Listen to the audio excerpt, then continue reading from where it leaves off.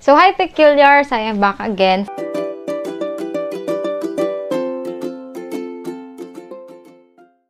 Today, it is Tuesday, August 9 na. So, kahapon kami bumili. Trinay ko siya i-set up kahapon pagka-uwi namin. Kaso, super late na din kami nakauwi. Mga 8:30, diba? Yan, 8:30. So, hindi ko na siya natapos. Nag-update lang ako nung OS. Tapos, yung sa may MSI something. So, yun. Papakita ko sa inyo yung itsura nung table ngayon na nabili ko sa IKEA. Basta yung mga nakikita nyong in-upload ko din sa TikTok, makikita nyo siya ngayon, yung itsura niya ngayon. So, ayun, dito kami nakabili sa SVGA. So, makita nyo dun sa part 1, nabanggit naman yung mga branches nila nationwide. Ay, dito lang ata sa Manila. So, sa Maynila. So, yon. Tsaka meron din sa Rob South. Tapos, ito yung specs ha. Hindi ko sure kung... So, ayan, ito yung specs and yung mga boxes. Papakita ko lang sa inyo. So, nag-Ryzen 5 5600 ako. 11.5 guys. 11.5. So, ayun. May built-in na tong graphics. Sabihin nyo sa akin kung okay lang yung... May GPU kasi ako, pero mababa lang naman. May GPU na, tapos may built-in graphics din yung processor ko. Hindi ko alam kung pwede yon, pero okay lang naman daw. Nagtanong naman ako sa nag-build ng PC. Tapos, yung power supply ko, 650 watts na, which is dapat 550 lang. Tapos, ayun, okay naman siya. Tinaasan nila para daw mas okay. So, ito yung Mag A650. Bronze ano siya. 80 plus bronze. Then, sa GPU ko, nag 1650 lang ako kasi sobrang mahal ng GPU. Grabe. 12,000 na agad tong GeForce GTX 1650 Ventus tas OC edition yan. So, yeah. Tas ito, dalawang fans na din siya. So, yun. Tapos, sa motherboard, yan, laki ng box. Ang bigat. 5.6. 5.6, mahal, no? Mahal eh. Ito yung MSI B450 Gaming Plus Max. So, yan.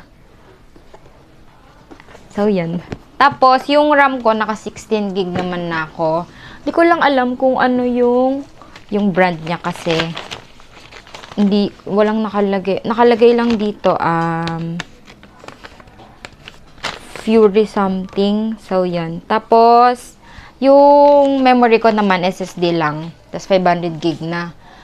Next time na lang ako mag-upgrade ng hard drive na 1 terabyte.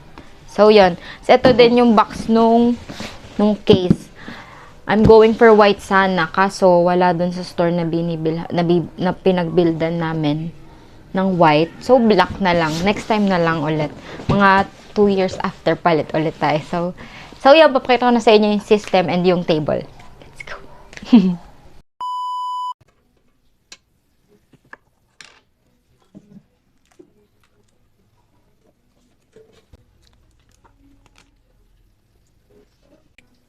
ASMR.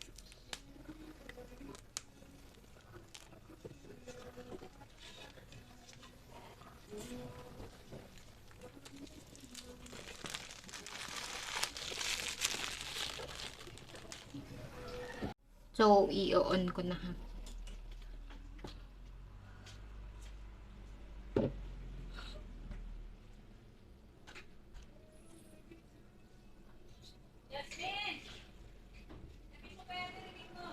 So, yun. Ito yung sa nabili kong rack sa IKEA. Nakita nyo sa TikTok.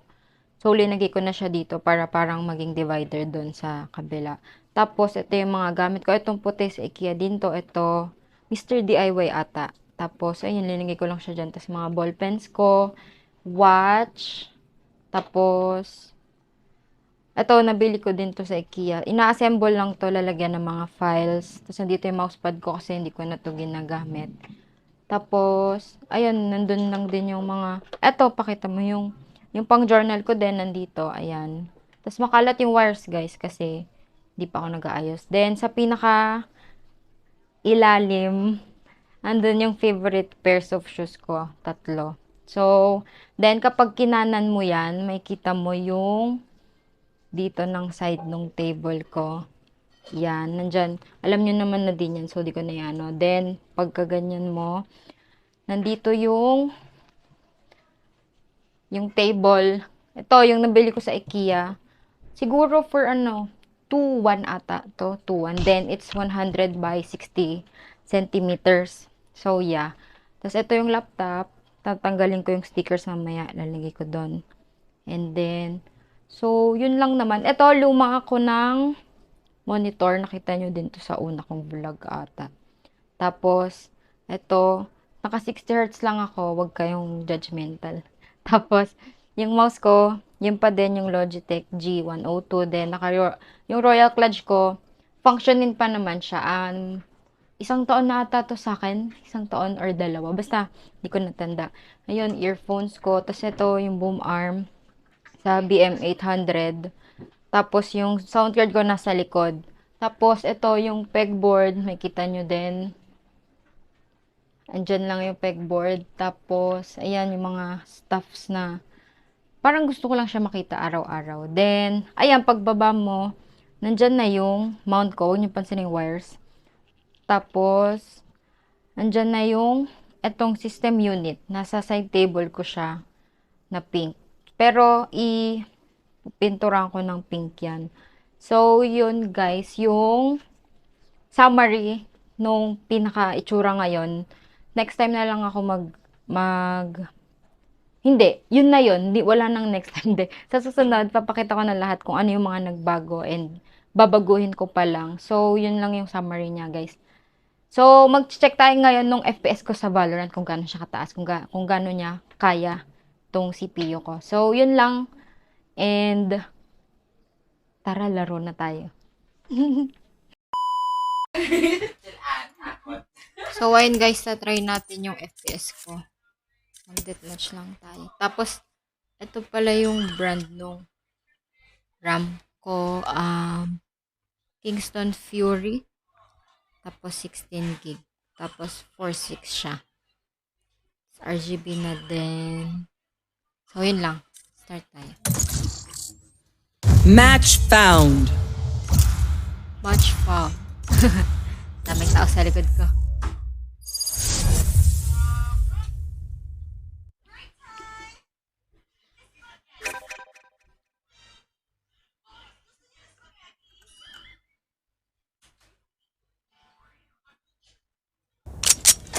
Deathmatch. Warm up. Tapos, wait lang.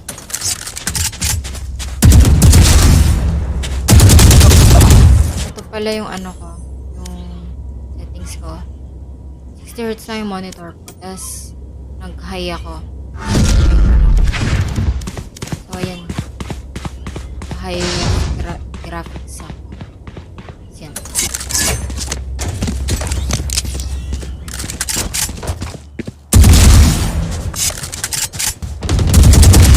Captain kill.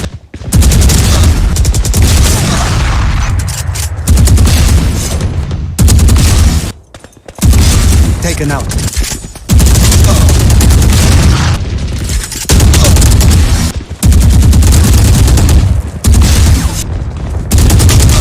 Uy! Wala ko Quiet patay na. now.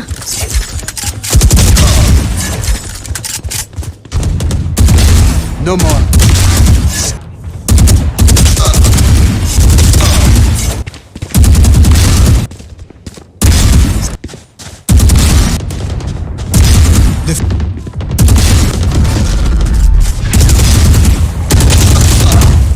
Yung GPI ko pala naka 1K ako.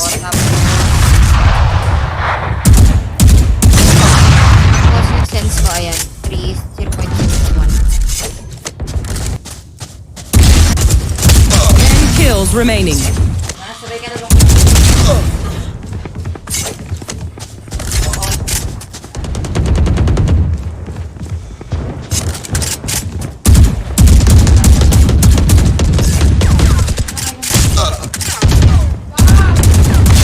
Silence.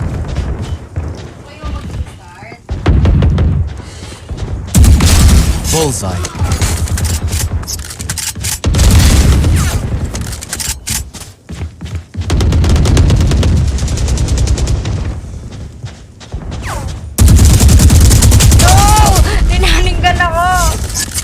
nag-spray pa ako. 5 kills Down. remaining. Die.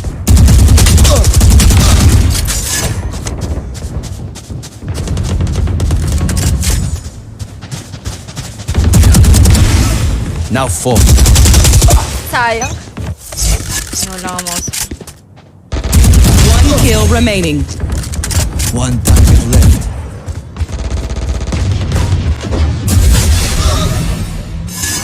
G. So, yun guys, yung FPS Okay, niya. that is done. So, yun lang.